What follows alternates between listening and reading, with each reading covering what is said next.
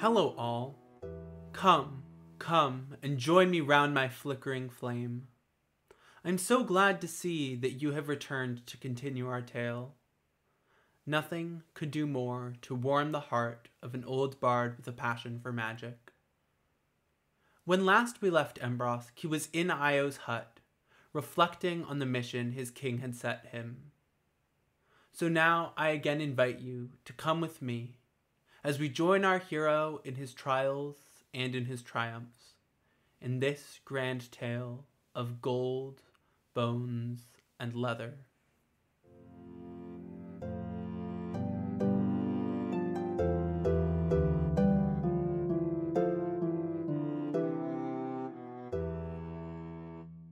Sitting as he was on his bed in Io's hut, Embrosk decided that he did not want to think of his king any longer. Putting the scroll away, he pulled out a rather large book with a blackened leather binding and wilted yellowing pages.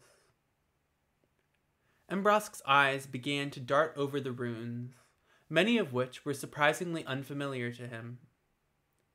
His tongue poked out from behind his teeth, as it often did when he was concentrating hard. While there were a couple old Botsarian runes, many of them were not from any Ogre language that Embrosk recognized.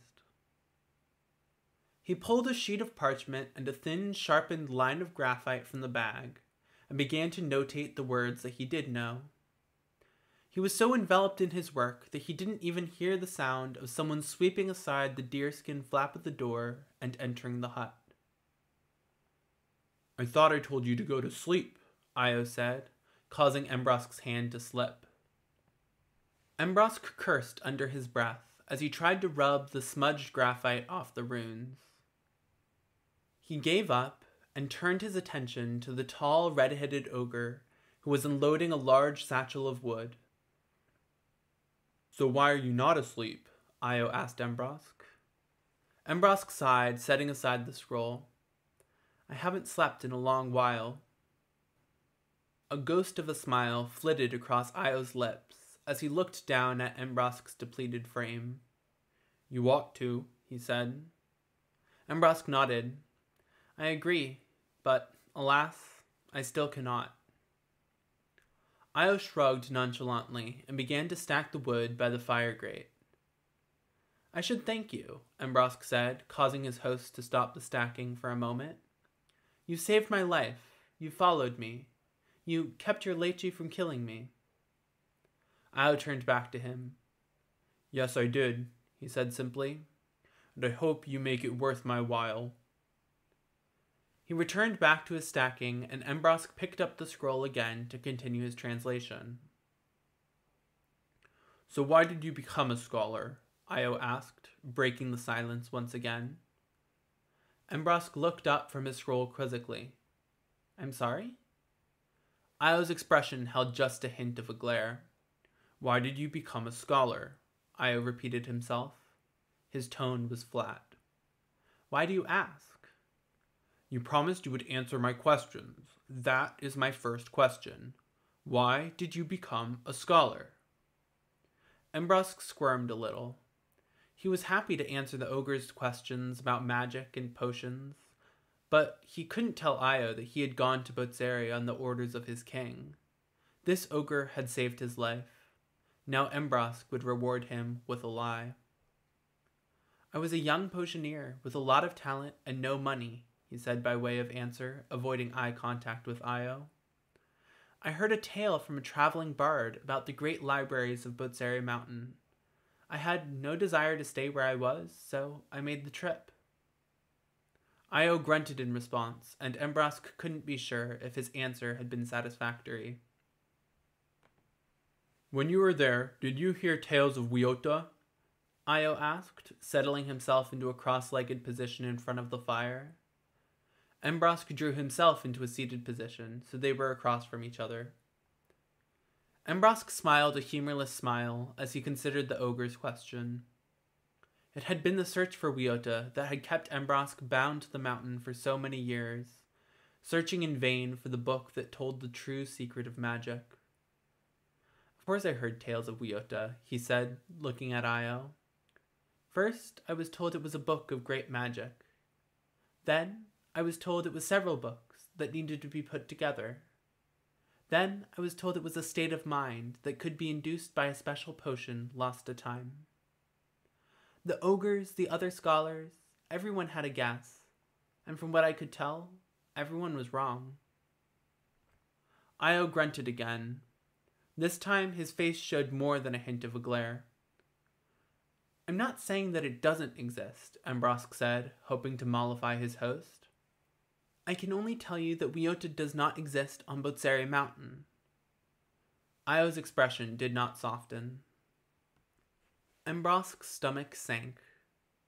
Io had vouched for Embrosk back in the Lechi's hut, but clearly the ogre did not trust him.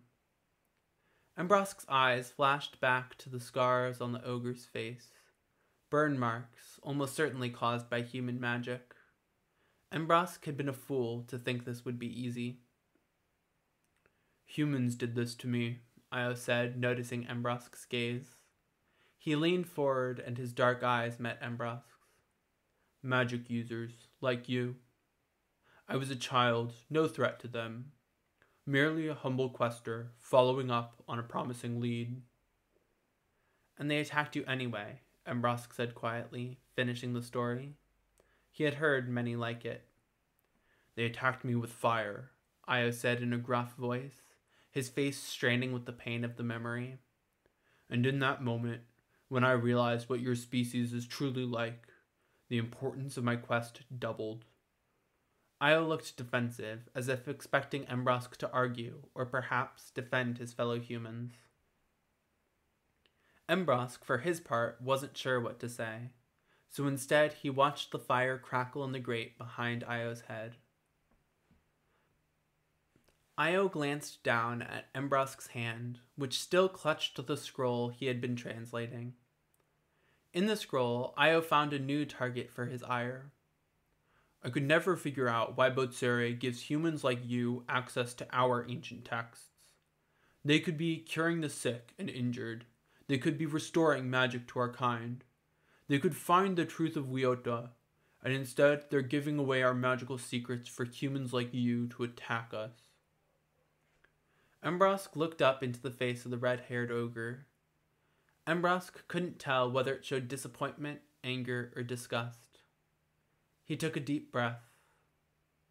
Humans can indeed be cruel, angry, and spineless. And yet you treated me with kindness and courtesy by welcoming me into your home, feeding me, and eventually saving my life. I can't repay my debt to you, but I did promise that I would answer your questions, and I intend to keep that promise. Here is what I know of Weota. It does not exist on Botseri Mountain. I doubt that it exists at all. Io's eyebrows remained furrowed, his eyes squinted in angry suspicion. However, Embrosk said quickly, before the ogre could interject, I still believe that you can accomplish your quest. If I were you, I would learn about potions. I would learn about theory. I would learn about history. Take what bits and pieces of knowledge are out there and combine them until you reach your goal. And do you agree with my goal? Io asked loudly in a pointed voice. The corners of Embrosk's mouth turned upwards in a smile. It is a cruel injustice that the ogres cannot practice the magical arts that they have so carefully cultivated over the millennia. I will show you what I can. You can decide how best to make use of it. Io grunted, and his features softened. He seemed teetering on the edge of saying something. Then the ogre swallowed back whatever he was going to say and stood up, heading towards the door of the hut. Embrosk, feeling a note of finality coming to the conversation, began to let his eyes descend back to the scroll which stayed open on his lap. I will attempt to learn what you have to teach me, Io said, interrupting Embrosk's thought. But you are wrong. Weota does exist. My father saw the book, and he told me before he passed from this world. Embrosk had heard tales like this from other faithful ogres before. They had all turned out to be false. However, Embrosk felt no desire to dissuade Io. He looked up into the ogre's dark eyes. "Then I hope that book is your destiny. I learned long ago that it is not mine." Embrosk's gaze returned to his scroll, and Io swept aside the deerskin door and exited the hut.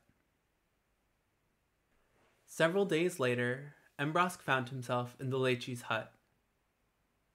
"What do you believe about Io's quest?" the Lechi asked, her eyes bearing down at Embrosk. He had just come by her hut to drop off the last of the potions that he had brewed for her, a salve that would help cure magically induced burns. Embrosk took a moment before answering. Over the past days, the Lechi seemed to have abandoned most of her animosity towards him, as he quickly and skillfully brewed the potions she had requested. However, he still didn't want to antagonize her by accident.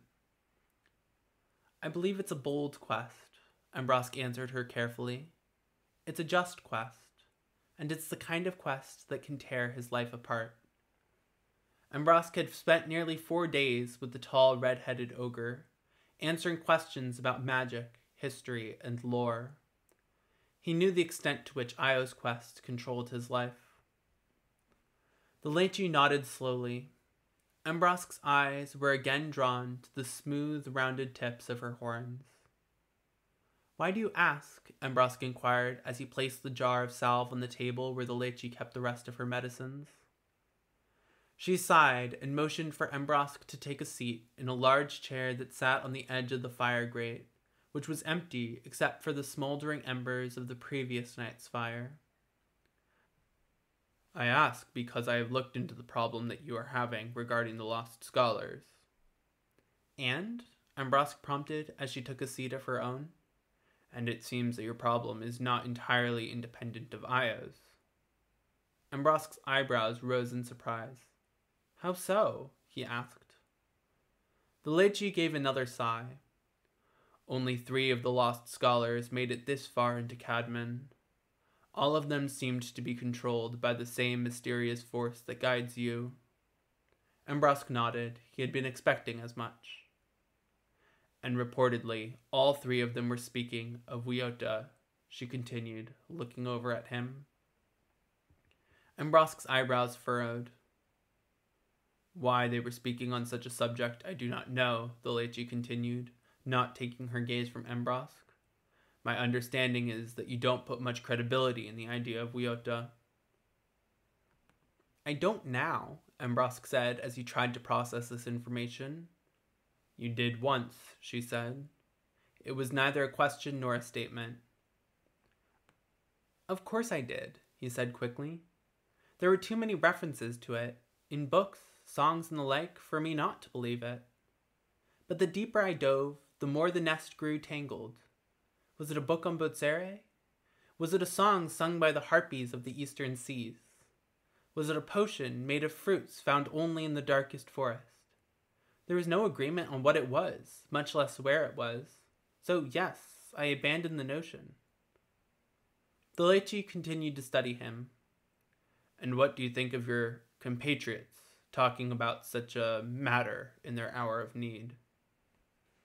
Embrosk closed his eyes and sucked in a large breath. He released the breath slowly and opened his eyes. "I don't know what to think," he said. "When they were talking about Weota, do you know what state they were in?" She thought about this. "You mean were they lucid? Were they sane?" Embrosk nodded his head. "I do not believe so," she said after another moment's pause. "From what I heard, they seemed wild and manic. They had little control of themselves." Embrosk tried to categorize the information in his mind like an ingredients list for a potion recipe. All of them were scholars. All of them heard the music. All of them had spoken about Weota despite being too well educated to put faith in the concept. And all of them had been mad. He looked over at the Lechi. Do you know what happened to them? Did any of them manage to throw off the spell? I know little in the ways of spells, but I do know what happened to them, she said, and their eyes met. Embrosk knew the truth before the tall ogre woman spoke it. All of them died. One starved in the forest. One ran across the wrong ogre. And the third? He asked.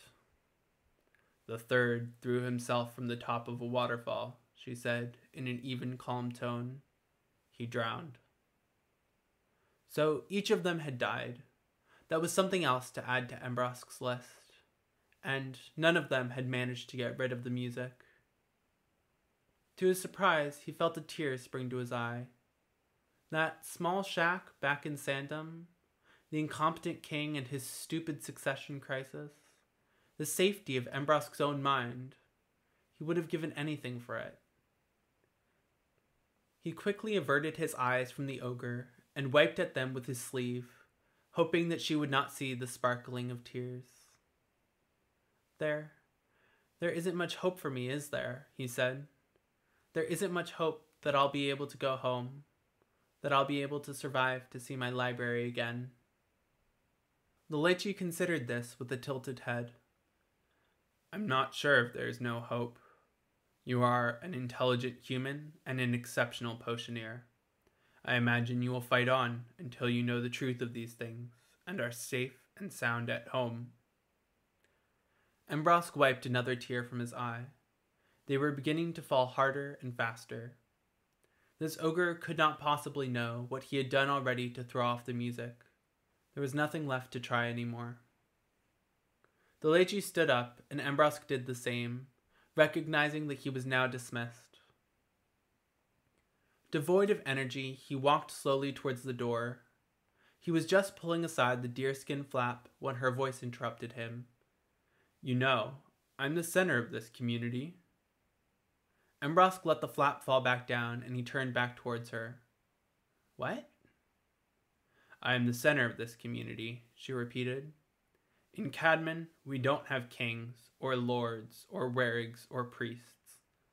We have small villages, of loosely strung huts, populated by injured veterans who need the healer's care, or headstrong young fools who need the healer's guidance. Truly, the Lechy of a village does everything. We resolve disputes. We organize against raiding parties. We bury the dead. I know everyone in my community, and I have known many of them since birth. And of all the headstrong young fools I have met, none has been more headstrong or more foolish than Io. He is also kind and optimistic, and it was that, more than anything, that led him to save your life. Io is a quester, and he will not be able to rest until he either accomplishes his task or is driven mad from it. He is young, but he has already suffered because of it. Perhaps the other lost scholars were merely insane, unable to think properly, but every one of them spoke of Weota. If somehow that knowledge exists, and somehow you are led on that path, remember the debt you owe to the ogre that saved your life. The Lechy nodded her head in a final dismissal, and Embrosk left the hut, allowing the deerskin flap to close behind him. The sun was just beginning to set in the sky, turning the clouds a brilliant reddish orange. As Embrosk entered Io's hut, he was glad to see that the tall, red-headed ogre had not yet come back with fresh firewood for that evening. Embrosk quickly gathered his books, wrote a note of farewell to his host, and then set out into the woods. He was headed south. As he wandered through the trees, vines, and thickets of the Cadman wilderness, his mind dwelled on unpleasant things. When would he go mad? Would he ever make it home? And when would the music yet again catch hold of him and divert him from his chosen path? Embrosk rushed through the trees, pulled along a predetermined path, manipulated by the will of an unseen puppeteer. He no longer followed the music. It now guided his steps directly, or so it felt. He was so entranced by its willful beauty, grace, and purpose. Every step was deliberate, with Embrosk's stride, cadence, and direction, all determined by the music that played within him. He was still acutely aware of the world around him, of its smells and sounds. He could feel his skin being kissed by the cool evening breeze, and he could taste the decay of autumn in the air. But none of that mattered. He had to follow the music. There was no need to think about where he was, or where he was going. The music knew, and he knew it would guide him. Through its enchantment and its promise, the music had transformed him from a curious scholar into an addict who had surrendered control of his very being. Embrosk did not know how long it was before the dreaded moment when the chords stopped ringing, but that moment came, as it always did. Embrosk lay there for hours in a dark, cold, dreamless state of unconsciousness. He had sunk several inches into the cold mud of the Madmen wetlands, and the dark canopy of the forest loomed over him, blocking the light of the silvery half-moon which floated lazily in the sky. Just as the sun was beginning to peek through the trees, Embrosk was awoken by a loud thump, not too far away. His eyes sprung open, and he lifted his head a couple inches out of the gray mud he had been lying in. He reached to his side, and his hands closed around the comforting, familiar canvas of the large bag where he kept his books. He breathed a sigh of relief. At least they were still there. The comfort did not last long. He heard the loud thump again. It was closer this time. He pushed himself shakily into a sitting position. There was another loud thump. He tried to rise to his feet, but his knees, wobbly from the exertions of the previous night, gave out. He fell into the soft mud again. Another thump, closer still. Embrosk again forced himself into a sitting position. Weak and alone, Embrosk was aware that he was an easy meal, and whatever was making that sound was certainly not human. He rubbed his eyes, trying to get a bearing on his surroundings.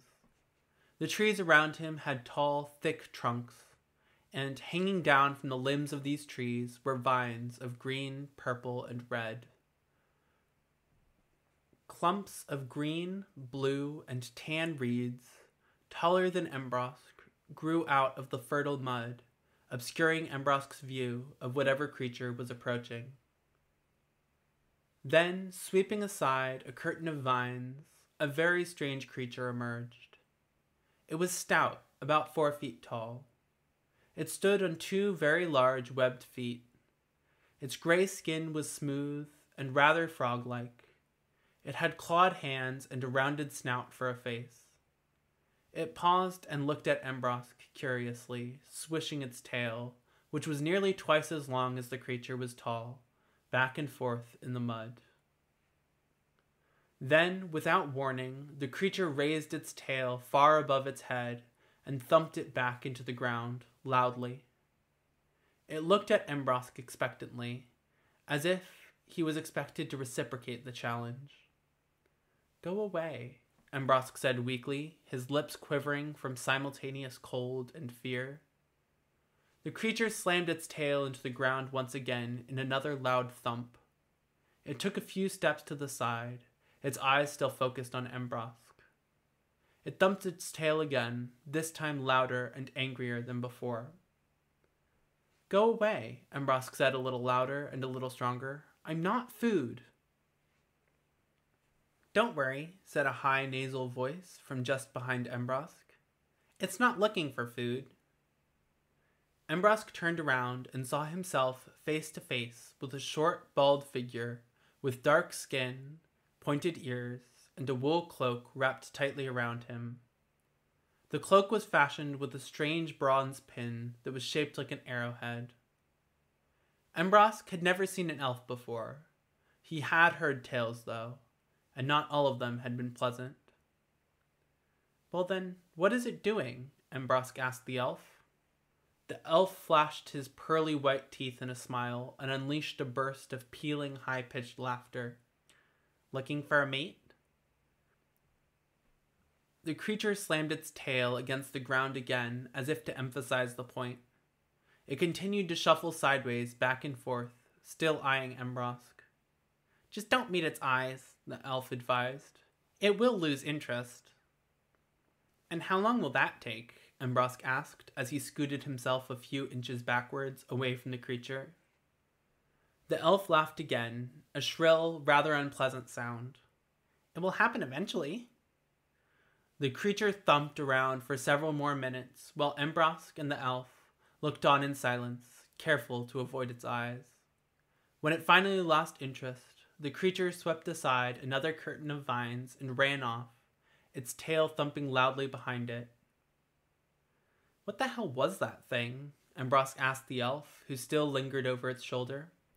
"It's called an eagle," the elf responded, walking forward so he faced Embrosk. He paused as he looked Embrosk over.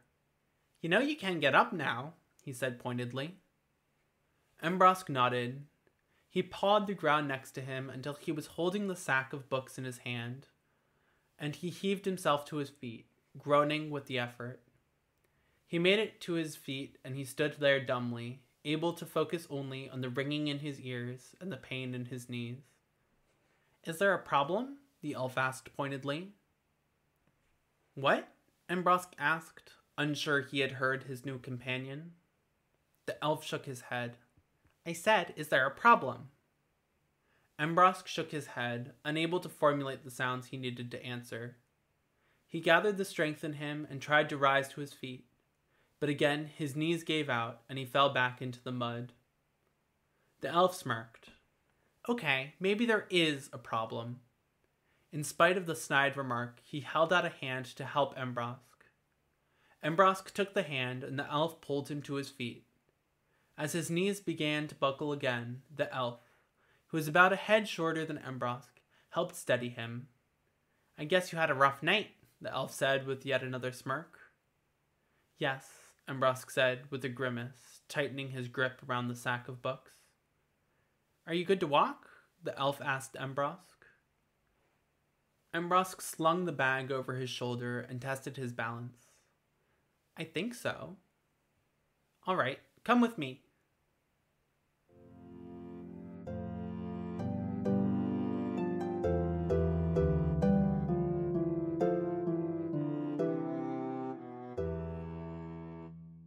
Oh look, the night has passed quickly, and the moon is high in the sky. And so, yet again, I must pause the telling of this tale. But fear not. When 7 days have passed, we may reunite here by the flickering light of the fire to continue Embrosk's story. In the meantime, spread the word that this is a place where stories are told. Tell your friends near and far that there is room for them around this hearth, so we can continue to tell this wondrous tale of gold, bones, and leather.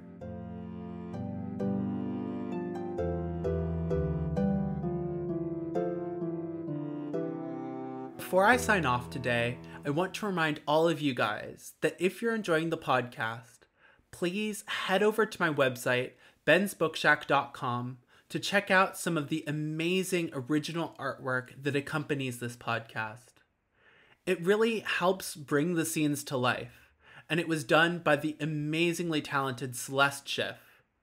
If you want to see any of her other work, her portfolio is linked in the show notes down below.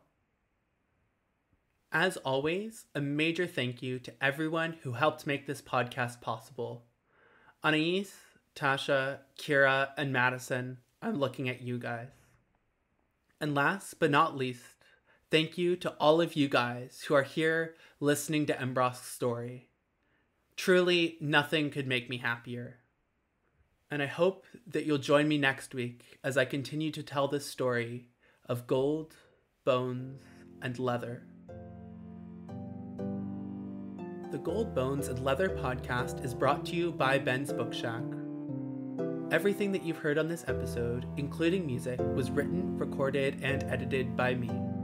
I can be reached at contact@bensbookshack.com.